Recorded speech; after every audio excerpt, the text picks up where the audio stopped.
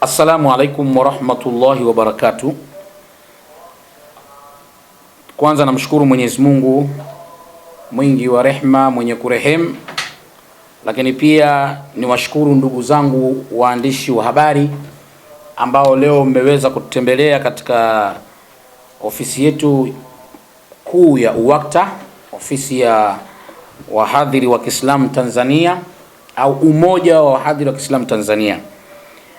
Mimi niliyoko hapa mbele yenu ni naibu amiri wa Umoja wa Wahadhiri wa Kiislamu Tanzania, kwa majina naitwa Sheikh Shaaban Muhoro, na leo nimewaita waandishi wa habari kwa sababu kuna matukio ambayo yapo yanayoendelea hivi sasa katika mitandao ya kijamii katika globo mbalimbali, yanayohusu bwana mmoja ambaye yeye amejitokeza akiwa anatumia jina la Ustadhi Juma na Msoma. Lakini huyu bwana pia pamoja kujitokeza kwake amekuja na jambo ambalo linalohusu kashfa. Amekuja na kashfa kubwa sana ambayo anamkashifu al-Allama al-Sheikh Nuruddin ibn Muhammad Ahmed al-Ahdali au Sheikh Kishki, lakini pia akanasibisha na kutudharau sisi wa UWAKTA au Umoja wa Wahadhiri wa Kiislamu Tanzania. Kwa hiyo leo nikasema nichukue nafasi hii kuweza kuyagusia mambo haya, kwa sababu jamii inapaswa kuweza kuelewa mambo yanayoendelea, kwa sababu kuna watu mpaka sasa hivi wametahayari, wanashangaa nini kinachoendelea, kwani imekuwaje? Mbona shekhe wetu Sheikh Kishki amekuwa ni shekhe ambaye anashambuliwa kiasi kikubwa sana kwenye mitandao ya kijamii na huyu mtu anayejiita Ustadhi Juma na Msoma, lakini pia vile vile na kuweza kumkashifu shekhe sehemu kubwa kabisa na kumdhalilisha na kumsingizia mambo mbalimbali ambayo shekhe wetu wala hayajui na wala hajawahi kuyafanya kwenye maisha yake. Kwa hiyo nikiwa kama kiongozi katika Umoja wa Wahadhiri wa Kiislamu Tanzania, ambaye naibu amiri au naibu chairman au deputy chairman wa Umoja wa Wahadhiri wa Kiislamu Tanzania, nikizungumza kwa niaba ya viongozi wote wa UWAKTA, wengi wao sasa hivi wako safarini katika mikoa mbalimbali Tanzania wakiendelea na shughuli zetu za dawa kama kawaida yetu.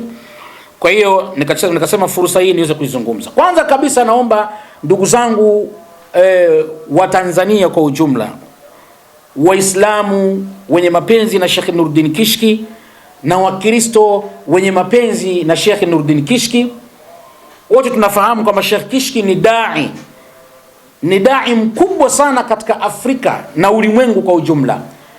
Ni muhadhiri wa Kiislamu ambaye aliyejikita maisha yake yote katika kufanya kazi ya Mwenyezi Mungu ya kutangaza dawa.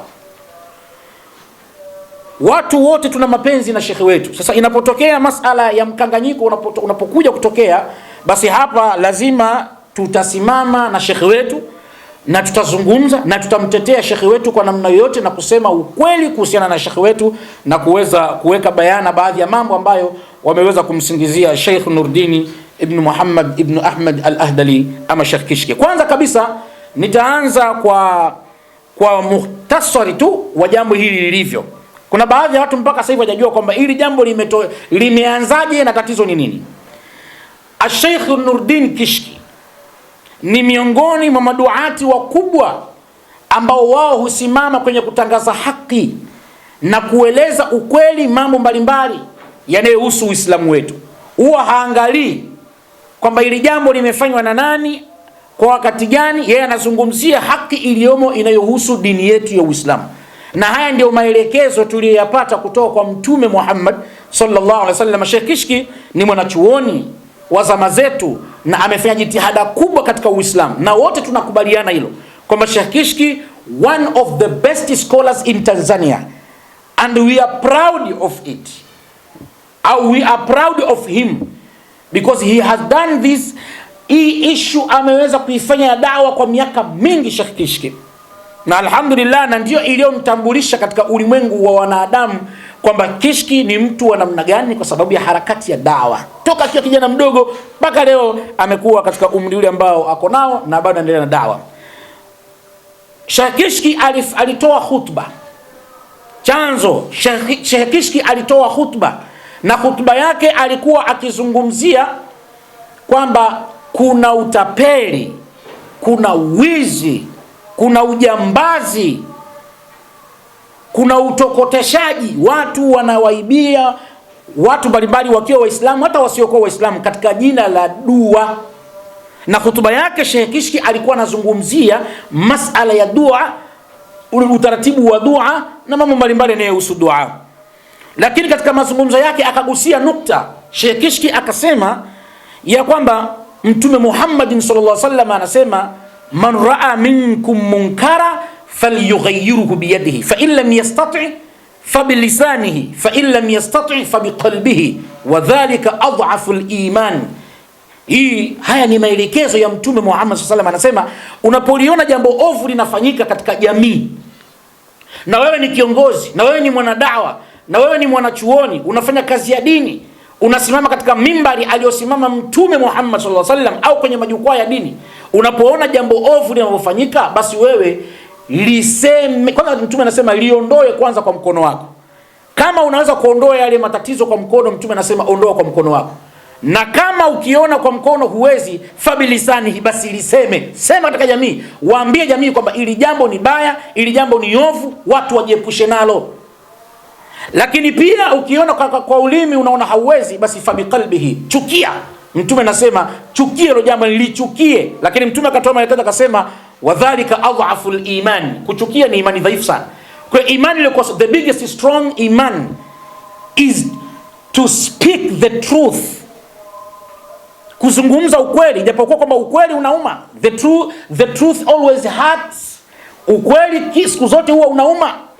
Ili lazima lieleweke. Kwa hiyo Sheikh Kishki katika mazungumzo yake, katika hotuba yake, kuna nukta kaigusia, ndio chimbuko la haya yaliyotokea, yameweza kumchimbua joka ambalo lilikuwa chini ya shimo.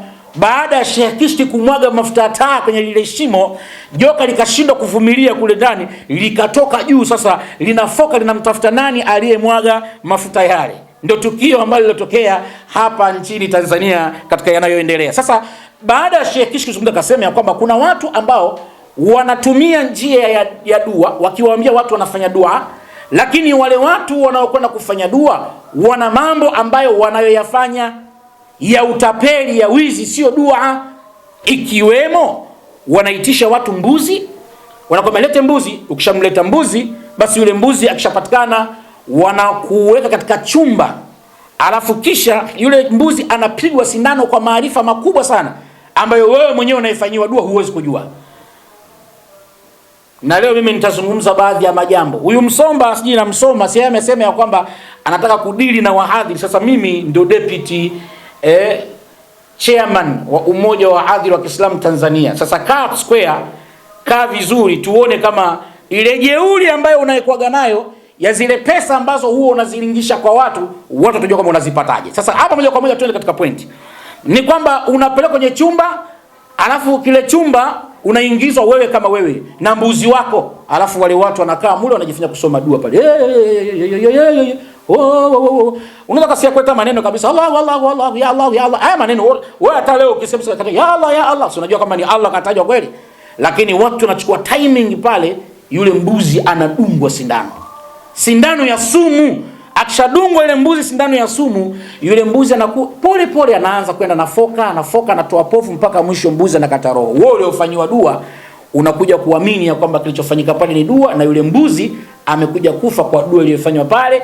Na wanakuambia kama ni majini, basi ametoka yameingia kwa yule mbuzi, kwa hiyo mbuzi kafa. Kutokana na hali kama hiyo, Sheikh Kishki ikambidi kwamba aweze kuyazungumza haya maovu yanayofanyika.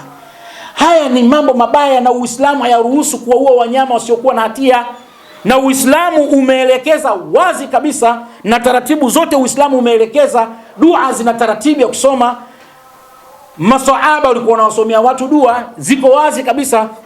Ahadithi zinaeleza, matukio katika sira zinaeleza kwamba maswahaba waliwasomea baadhi ya watu dua, lakini katika taratibu zao, kama wale maswahaba ambao walikuwa wamemsomea mtu aliyegongwa na nyoka, yule kiongozi akagongwa na nyoka, akamsomea, akachukua mate akamtemea kwenye ile sehemu pale, akampaka mate live kabisa, akapakwa mate ambayo yametokana katika kinywa cha mtu aliyosoma suratul Fatiha, alhamdu, na yule mtu akapona maradhi, akapona ile shida na yale maumivu yakapotea. Haya mambo yapo kwenye Uislamu. Lakini pia vile dua mbalimbali kwenye Uislamu zipo. Sasa Sheikh Kishki akawa anazungumzia kwamba huu ni utapeli, watu wanafanya hizi sio dua. Hakuna dua ambayo inayofanyika eti mbuzi afe ndio wewe mambo yako yakae sawa, au jini anahamishwa kwenye mwili wako au kwenye maisha yako anaingia kwenye mbuzi. Uongo. Zile ni sindano ambazo wanazitumia za sumu kuwachoma wale mbuzi, alafu kisha unakuja wewe unatengenezwa mazingira, unakuja kupigwa hela ya maana sawa sawa. Kwanza yule mbuzi mwenyewe lazima jinsi ya kumzika kwake wanakuambia lazima achomwe na mafuta maalum. Sasa kama yeye Kishki hajasema mimi ndo ninayamwaga, sasa lazima awe mafuta maalum yapatikane. Sasa hayo mafuta maalum hayo lazima utapigwa bei. Unaweza kuambiwa dola 5,000 na hawachaji kwa mashilingi hata siku hii. Hawa watu wanapofanya majambo kama haya pesa zao wanazotisha ni dola tu, hawaitishi mashilingi. Sasa tunashangaa kwamba hawa wafanyaji hizi dua, ina maana Mungu anadili na watu wenye dola peke yake. Kwa hiyo ni mipango. Kwa hiyo Sheikh Kishki alipokuja kutoa hii siri kwamba watu wanaibiwa, sasa akaja kutokea mtu mmoja, huyu mtu akaamua sasa kuingia kwenye mitandao na kuanza kumchafua shekhi wetu Sheikh Nuruddin Kishki. Kwanza akaja na hoja zake zifuatazo. Huyu bwana jina lake anajiita Ustadhi Juma na Msoma. Ndio jina lake, Ustadhi Juma na Msoma, lakini baadhi ya watu hawajamjua huyu bwana ni nani. Wacha leo nikujulisheni kidogo mumjue huyu mtu kwanza ni nani. Juma na Msoma si kwamba eti ni mtu ambaye hajasoma dini kwa kiasi chake. Ni mtu ambaye kasoma dini kabisa. Na chuo ambacho Juma na Msoma amekisoma ni chuo cha Shamsia kule Tamta, Tanga, amesoma Tanga. Na huyu bwana katika miaka ya 2000 mpaka 2004 aliwahi kuhudumu kama khatibu mkuu katika Masjidi Shafi'i, ambaye Masjidi Shafi'i hii inapatikana Ilala katika mtaa wa Arusha. Umenipata vizuri bwana? Ilala katika mtaa wa Arusha kuna msikiti unaitwa Masjid Shafi'i. Huyu bwana katika miaka 2002 mpaka 2004 Juma na Msoma aliwahi kuhudumu pale kama khatibu mkuu wa ule msikiti, akisaidizana na Sheikh Khamis Meli, wakati huo yeye akiwa kama naibu imam. Huyu Ustadhi Juma yeye akiwa naibu imam, na huku pia vile vile akisaidiana na Sheikh Khamis Meli. Lakini baada ya wakati huo, kabla hajakuja al-Imam Sheikh Uthman Zubair, Sheikh Uthman Zubair ndio alikuja kuchukua mamlaka baadaye. Lakini wakati huo tayari huyu bwana Juma na Msoma yeye alikuwa kama khatibu mkuu wa msikiti wa Masjid Shafi'i Ilala mtaa wa Arusha, na huyu bwana alikuwa ni khatibu mzuri tu kwenye kutoa khutba. Sasa sikilizeni vizuri kilichomkuta ni nini na kwa nini kaama kwa wanamuziki kaja huku, na leo nitakupeni habari ambazo wengine hamjawahi kuzisikia, mtazisikia leo. Yes, kama kumchafua Sheikh Nuruddin Kishki. Sisi tunasema hivi, Sheikh wetu masha Allah, Sheikh Kishki Mwenyezi Mungu amhifadhi, one of the best sheikhs in Tanzania na all over the world, and the only sheikh in the world. Narudia tena, Sheikh Kishki is the only sheikh in the world. Yeye ndo sheikh ambaye aliyefaulu kutengeneza intercontinental Quran competition.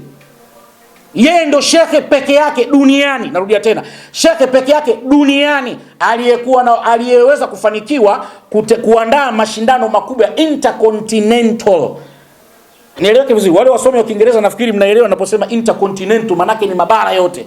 Na ni shekhe ambaye amekutanisha wasomaji Qur'ani kutoka mataifa mbalimbali. Ni shekhe ambaye Mwenyezi Mungu amemuinua. Maana Mungu anasema wala qad karramna bani adama wa hamalnahum fil barri wal bahri wa hamalnahum. Mwenyezi Mungu anasema wala qad karramna bani adama, Mwenyezi Mungu amewakirimu binadamu. Kuna watu ambao Allah kawapa karama zake Allah kawapatia, ikiwemo shekhi wetu Sheikh Nuruddin Kishki. Alhamdulillah, Mwenyezi Mungu amlipe kila la kheri kwa jitihada ambazo anazifanya katika Uislamu. Sasa huyu bwana yeye akiwa kama khatibu na akiwa khatibu mkuu wa msikiti wa Masjid Shafi'i pale Ilala mtaa wa Arusha, huyu bwana alikuwa na desturi, alikuwa anachomoka anakwenda kwenye majambo yake, anafanya kwa siri, anarudi msikitini, anaendelea kusoma khutba na anawaswalisha watu, sababu alikuwa ni naibu imamu pale msikitini miaka 2000 mpaka 2004. Kaudumu takriban miaka 4 pale amefanya hiyo kazi katika msikiti ule. Lakini huyu bwana Juma na Msoma hakuishia hapo. Kilichomfanya uimamu atoke ni nini? Huyu bwana siku moja alipatikana na mmoja wa waumini wa msikiti wa Masjid Shafi'i katika maeneo ya Kijitonyama. Huyu bwana akiwa amevaa pensi, alafu yuko nyaka pombe, yani yuko chaka, yupo pembezoni mwa mtaro anajisaidia haja ndogo ya mkojo. Yule muumini alipita pale. Na kwa nini muumini alipita? Ni Allah alikuwa anataka kuwaonyesha kwamba mnaswalishwa na mtu ambaye asiye sahihi. Huyu bwana baada ya kuonekana na yule muumini kumuona pale, alipata mshtuko mkubwa bwana Juma na Msoma. Alipopata mshtuko akaulizwa, Shekhe Juma ni wewe? Maana yule muumini alishangaa kumuona shekhe ana kaptura, alafu usiku, alafu yuko nyaka pombe, ananuka pombe, anakojoa barabarani kwenye mtaro. Yule bwana Juma alipomuona yule Muislamu na kumuuliza lile jambo, Juma akashtuka. Alivyoshtuka Juma yule akafanya akaondoka zake. Walipopoteana Juma kuanzia siku hiyo hakuwahi kurudi pale msikitini, kwa sababu alijua tu tayari taarifa zitakuwa zimefika msikitini Masjid Shafi. Haya ninayasema ndugu zangu wa Tanzania na Waislamu wote kwa ujumla, wapenzi wa Sheikh Kishki na wapenzi wanaopenda Uislamu na mashekhe wao, ni ukweli usiopingika. Na kama bwana Juma atayakataa maneno haya, tutaleta ushahidi uliokuwa wazi kabisa. Waislamu waliokuwa wanawaswalisha pale watathibitisha huyu bwana alikuwa ni mlevi na alikuwa anaswalisha watu wakati mwingine akiwa yuko na hangover ya pombe, kwa sababu Waislamu walijua baadaye kwamba jamaa kumbe alikuwa mlevi baada ya kumfumania pale. Na hivi Allah aliyafanya haya makusudi ili amuoneshe. Ninazungumza kama naibu amiri wa umoja wa wahadhiri wa Kiislamu Tanzania, kwa sababu huyu bwana akaamua kumgusa shekhi wetu Sheikh Nuruddin Kishki, na hatutakubali amzungumzie mabaya Sheikh Kishki, na kaugusa uwakta, lazima tuwaeleze Waislamu wajue. Kwa hiyo huyu bwana baada ya kusikia Sheikh Kishki amezungumzia wizi unaofanyika kupitia dua, huyu bwana kurupuka akaja. Watu lazima waelewe kwa nini huyu bwana amejitokeza kipindi baada ya Sheikh Kishki kutoa hii hutuba kuzungumzia matapeli mashuhuri wanaowaibia watu katika njia za dua, wakisema mbuzi anakufa kwa ajili ya dua, kumbe wanawachoma sindano mbuzi. Na kuja kwenye hiyo nukta. Kwanza naingia kwenye nukta hii ifuatayo. Huyu bwana alipokuja, yeye amekuja akiwa amesimamia maneno ya Ibn Abbas radhiallahu ta'ala anhu, maneno ambayo yametokana kwenye kinywa cha Ibn Abbas, ambaye anasema idha aradta an tadhkura uyuba sahibaka ama uyuba akhika fadhkur uyuba nafsika. Maneno anasema idha aradta ama idha uridta, ukitaka kuyasema aibu za wenzako au aibu za mwenzio au ndugu yako, basi anza kwanza kusema aibu zako mwenyewe. Huyu bwana Juma na Musoma akamtolea Sheikh Kishki maneno haya ambayo yanapatikana katika ujumbe wa Ibn Abbas radhiallahu ta'ala anhu wa arda. Sasa angalia vizuri. Huyu bwana anasema kwamba Sheikh Kishki kwamba ukitaka kutaja uyuba za watu wengine, yani aibu za watu wengine, basi anza za kwako. Kisha kwenye maneno yake akasema, sisi tunashangaa sana kukuona wewe Kishki, kila jambo unalisemea tu. Wewe kila jambo likifika kwako unalisema tu. Wewe kila jambo likifika kwako unalisema tu.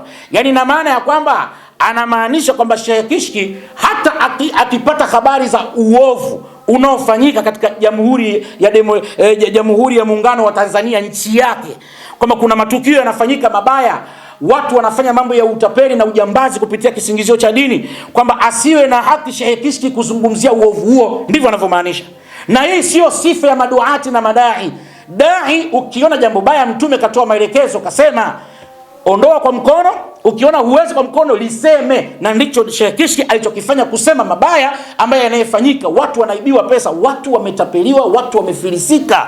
Kuna watu leo wamekufa kwa mshtuko baada ya kupotea kila kilichokuwa chao walivyoibiwa. Na hawa mabwana huwa hawaibi milioni 3 milioni 2.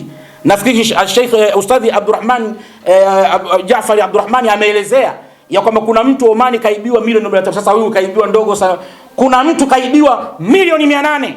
Na hizi naweza akiendelea kubisha huyu, tutawaeleza watu mpaka mtu aliyemuibia. Na sio huyo tu, wapo wengi sana ambao wameibiwa pesa kama hizi. Sasa huyu bwana amekuja anasema, Kishki, kwa nini kila jambo analizungumzia? Tunasema hivi, Sheikh Kishki ana haki zote kama dai katika maduati wa nchi hii. Anapoona maovu yanafanyika, na ni majukumu ya duati kuyazungumza ili watu waweze kuyaacha au tuwache zile tabia mbaya. Kwa sababu miongoni mwa haki za dai ni kuzungumza ukweli na kuzungumza mambo yanayohusu jamii, na ndio maana jambo la hutuba likawa liko pale. Ijumaa kuna hutuba. Kazi yake hutuba ni nini? Hutuba kazi yake ni kupewa taarifa ya matukio yanayoendelea katika miji au mji ule kwa wiki nzima iliyotokea, Waislamu na kuweza kuonywa, na Waislamu kuweza kuombewa dua katika hutuba, lakini pia Waislamu na kupewa mawaidha na habari mbalimbali zinazohusu masuala ya mji wao. Kwa hiyo hii ndio kazi ya duati. Kwa hiyo Sheikh Kishki yuko sawa sawa. Huyu bwana yeye bwana akaja moja kwa moja bwana Juma Musoma. Yeye kwanza akaja kumwataki Sheikh Kishki personally. Yaani yeye akamwendea Sheikh Kishki personally kama Sheikh Kishki na kuanza kumbandika sifa mbaya na kuanza kumchafuria Sheikh Kishki jina lake. Sisi tumeishi na Sheikh Kishki bwana katika da'wa. Hayo mambo ambayo huyu anayasema huyu Juma Musoma, wallahi wa billahi Kishki hana kabisa matukio kama hayo. Leo inafika mahala anamsimulia Sheikh Kishki kwamba Sheikh Kishki alibaka mfanyakazi. Hivi kweli jamani, hata kama wewe tu unakaa unasikiza maneno kama haya, mtu mwenye akili timamu kweli, wewe unaweza ukakubaliana na mpumbavu kama huyu mlevi? Eti kwamba Sheikh Kishki alitoka usiku akaenda chumbani kwa mfanyakazi akaenda kumbaka. Aya, kwa nini Sheikh Kishki wanawake wote waliopo hao wote na mtu ambaye anayependwa na dunia nzima, hivi kweli Sheikh Kishki akimtaka mwanamke kumuoa na nafasi ambayo anayo, Allah amempa nafasi hiyo, nafasi pia nazo kwenye nafasi yake za kuoa, si anaoa? Kitu gani kinamzuia Sheikh Kishki asioe aende ambake mfanyakazi? Haya ni maneno ya kutengeneza, na maneno haya yametengenezwa makusudi. Wanafikiri kwa akili yao yeye Juma Musoma na wenzake ambao waliomtuma kwamba wanaweza wakamnyamazisha Sheikh Kishki asiendelee kuyafukua maovu. Sheikh Kishki atasema na tutamwambia mengi tu ambayo yapo, ambayo watu wanayofanya dhidi ya Waislamu na hata wasio kwa Waislamu katika wizi wanaowaibia kuhusiana na habari ya dua. Kwa hiyo bwana hili jambo kalitengeneza. Sheikh Kishki hana masala kama hayo hata kidogo. Na utakujua kwamba kwa nini kwamba mambo ni ya uongo. Sikiza pointi zangu katika kauli yake. Anasema kwamba Sheikh Kishki aliingia chumba cha giza kwa yule binti, maana yake mabinti alikuwa ameshalala miezi mitano. Sheikh Kishki akambaka yule binti, akamuingilia binti, akapata mimba. Kwa hiyo binti baada ya kupata mimba, Sheikh Kishki walichokifanya yeye na familia yake, wakamchukua yule binti, kwanza yule mwanamke wakamnunulia nyumba Tandika, anavyosema neno hayo. Baada ya kumnunulia nyumba Tandika, wakamchukua mtoto yule, wakamsafirisha, wakampeleka Yemen. Sasa hapa naomba nisikize vizuri uongo huyu bwana. Katika kauli zake hapo alisema Sheikh Kishki ni Msomali. Sizeni maneno hayo. Sheikh Kishki ni Msomali, lakini yeye Usomali hautaki, anajinasibisha na Uarabu wa Yemen. Angalia maneno hayo sasa kwa makini hapo sasa. Ili ujue kwamba mtu muongo ndio unaambiwa sasa kwamba unapoongopa jitahidi sana uwe na kumbukumbu. Kwa sababu waweza kusema uongo ukasahau, baadaye watu wakang'ang'ua wakajua ulikuwa mbona wewe mwanzo ulisema hivi. Sasa huyu bwana amesema Sheikh Kishki yeye ni Msomali, na kwa kweli ni Msomali, ameukataa usomali wake, amejinasibisha yeye ni Mwarabu wa Yemen. Sikiza vizuri. Sasa kwa nukta hii tuangalie kama yeye amesema Sheikh Kishki alimbaka binti na yule binti akapata mimba, mtoto aliyezaliwa kwa yule binti Sheikh Kishki wakamsafirisha kumpeleka Yemen. Hapa kuna swali linasimama. Inakuwaje Sheikh Kishki amsafirishe mtoto apelekwe Yemen? Yemen ni kwa Waarabu, wakati yeye Sheikh Kishki ni Msomali. Kwa nini asimpeleke Mogadishu kwa Wasomali wenzie? Nadhani naeleweka vizuri uje uongo wa huyu anajiita Ustadhi Juma. Narudia tena nukta hiyo, kama Sheikh Kishki ni Msomali kama alivyosema yeye, ameingilia binti, amembaka kama alivyodai. Baada ya kumbaka binti akapata mimba. Baada ya kupata mimba binti yule kazaa mtoto anafanana sana na Sheikh Kishki. Maneno ya Juma Musoma kwamba huyo mtoto Sheikh Kishki na familia yake wamemsafirisha kumpeleka Yemen. Kule ni Uarabuni. Sasa swali linakuja hapa. Inakuwaje Sheikh Kishki apeleke mtoto wake Yemen wakati yeye sio mwanafamilia wa Yemen, sio Mwarabu wa Yemen, bali yeye ni Msomali wa Mogadishu? Kwa nini asingemchukua mtoto angepeleka kwa ndugu zake wakina Kuso, wakina Abdiweli, wakina nani huko walioko Somalia? Hapa tayari unang'amua kwamba huyu mtu ana chuki katika kifua chake, ana hasadi zidi ya Sheikh Nuruddin hafidhahullah, Sheikh Nuruddin ibn Muhammad bin Ahmed al-Ahdali. Hata tukufahamisha kitu kimoja, Sheikh Nuruddin Kishki yeye ana asli ndani yake ya Uarabu. Lazima uelewe, kubali ukatae. Ndio maana majina yake anaitwa Sheikh Nuruddin bin Muhammad bin Ahmed al-Ahdali. Al-Ahdali ni watu wa Yemen. Na yeye familia yake upande wa baba yake ni Waarabu wa kutoka Yemen. Sasa katika hali moja mara nyingine unapoleta contradiction stories zako ambazo ni false informations ambazo unajaribu kutengeneza ili umwalibie shekhe, jaribu wale ambao wanayekutengenezea script ya kumzungumzia shekhe, waambie wakuhifadhishe vizuri script yao. Umeshindwa kushika vizuri Sheikh Kishki ni mtu wa namna gani. Lakini pia Sheikh Kishki hajawahi kujitapa hata siku moja katika mitandao ya kijamii au wapi akasema mimi ni Mwarabu bwana, mimi ni, hata siku moja. Sheikh Kishki tunafahamu wazi katika ukoo wake ni ukoo wa kisharifu kabisa unaokwenda silsila yake mpaka kwa Mtume Muhammadin sallallahu alaihi wasallam. Hii ndio chuki sisi watu wenye rangi ya Bilali. Sisi watu wenye rangi ya Bilali tuna roho mbaya sana. Na huo ndio ukweli. Sisi watu rangi ya Bilali sisi tuna shida sana wallahi. Unakuwa unamfanyia chuki Sheikh Kishki, unadhania ukimtukana ukampa sifa mbaya ndio utamshusha nafasi yake. Aliyemchagua Allah kachaguliwa tu. Mwenyezi anasema wallahu faddala ba'dhukum ala ba'dhin. Allah huwa anawafadhilisha baadhi yetu kwa wengine kwenye riziki, kwenye uzuri, kwenye afya, kwenye nini. Allah subhanahu wa ta'ala kila mmoja anampa namna yake. Hiyo nukta ya kwanza. Hii imebuma. Uongo uliotengenezwa kwa Sheikh Kishki juu ya mtoto imebuma. Kama Kishki ingekuwa kweli kazaa mtoto, yani ndio wewe ujue wewe Juma na Musoma wasijue watu ambao wanaishi naye nyumbani kwake. Sitakuwa ni mambo ya ajabu haya. Acha roho mbaya wewe. Mshirikina, wewe unafanya tiba za kishirikina, ni mchawi na wewe ni mwizi. Nakuja kutoa dalili zako na sababu zako. Na nitaeleza mpaka sehemu unapokaa Nairobi. Mimi ni mtu wa Nairobi. Nimeishi Nairobi 16 good years. Miaka 16. Najua vizuri sana Nairobi sehemu mnazokaa wapigaji wote. Na inshallah taala kwa kuwa umechokonoa taasisi ya Al-Hikma. Al-Hikma ina lawyers wazuri, the best lawyers in this country. Ina lawyer wazuri kabisa. Kwa kuwa umeamua kuichafua taasisi ya Al-Hikma, inshallah tutadili na wewe biidhnillah. So umeamua kuingia kwa wahadhiri. Wahadhiri wako uliowachukulia nyumba Bagani na kusema sisi hatuna muda kumsema Sheikh Kishki. Kama tulikuwa tunazungumza kwenye grupu letu, tulikuwa tunajadiliana huyu jamaa, mnapata vizuri mpaka anamtukana Sheikh, kuna matatizo gani?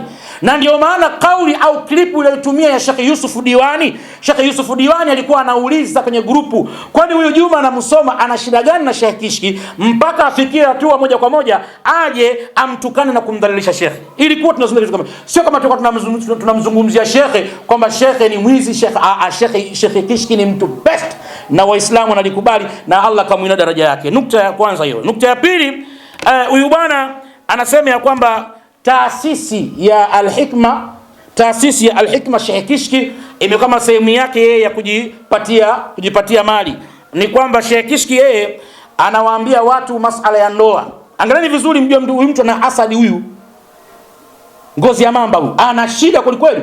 Yaani yeye anasema Sheikh Kishki kwamba zile ndoa za watu ambao anawasaidia wale Waislamu wapate kupata ndoa ya halali. Kwamba eti kuna Waarabu sijui wanatoa kila mtu mmoja anayeoa kwa pesa ya Tanzania milioni 50. Eti milioni 50 anapewa mwanandoa. Ai! Yaani wallahi huyu mtu roho mbaya sana kweli. Yaani katika maisha yangu sijawahi kuona. Na ndio maana sote tunajua laana ya Mwenyezi Mungu inaposhuka kwa watu waliosoma dini alafu akaikataa dini, laana yake inakuwa kubwa mno. Na wallahi wa billahi huyu bwana ana laana. Na nitakuja kueleza huko mbele kidogo. Kwa hiyo Sheikh Kishki ananasibishwa kwamba yeye zile ndoa anawaozesha watu 130, watu 100, watu 110, kwamba zile ndoa wale watu kila mmoja alikuwa anatakiwa apate milioni 50 za Kitanzania. Acha uongo na hasadi na roho mbaya wewe, hasidi zandiki. Wewe umesoma dini gani wewe? Inakuja Tamta itoe watu vilaza kama huyu? Yaani Tamta kabisa chuo kile cha Shamsia kule kitoe watu majahili kama hawa. Mimi nashangaa sana. Eti Sheikh Kishki anatakiwa wale watu wapate milioni 50 kila mmoja. Acha roho mbaya. Sheikh Kishki wallahi amepambana na Mwenyezi Mungu amwendelee kumhifadhi. Na hii ndivyo ilivyo kwa watu wema. Ukishakuwa mtu mwenye neema kutoka kwa Mwenyezi Mungu lazima utakuwa mahsudun, walikulli dhi ni'ma mahsudun. Katika kila neema inapokuwa kwa mahali neema, basi husda lazima iwepo pale. Sheikh Kishki anapigwa fitna kwa sababu ya mambo mazuri anayofanya katika nchi hii na duniani kwa ujumla. Sheikh Kishki amejitahidi sana kuwasaidia watu ambao wana ndoa. Nataka nikueleze kitu moja ambacho ukielewi wewe jahili, ni kwamba kabla mtu kwenda kuingia kwenye ile kundi la watu wanaokwenda kuoa, kumbuka ya kwamba lazima unafika kwenye taasisi ya Al-Hikma kwanza, unakwenda makao makuu. Ukifika pale kuna fomu unapewa. Ile fomu ina maandishi maalum ambayo yameandikwa ndani yake, maelekezo, na kuna maswali utaulizwa.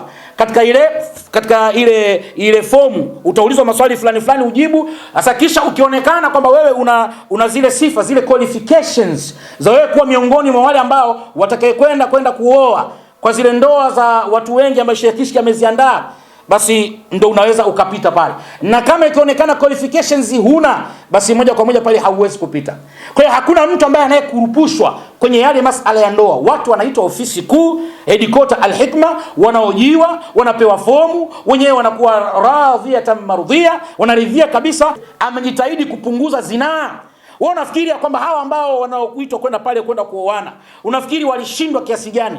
Na walikuwa na matumaini baina yao waoane, lakini yale matumaini yalikatika kwa sababu gani? Kwa sababu ya uwezo. Sheikh Kishki amepambana kuhakikisha kwamba hawa watu anawapatia nafasi waweze kuoana ndoa za halali, na ndio maana unaitwa, unaambiwa, na pia vile vile katika hayo kila kitu kinafuata taratibu ambazo zimeelekezwa kupitia Al-Hikma kwa ujumla. Hamna pesa ambayo Sheikh Kishki anayekula.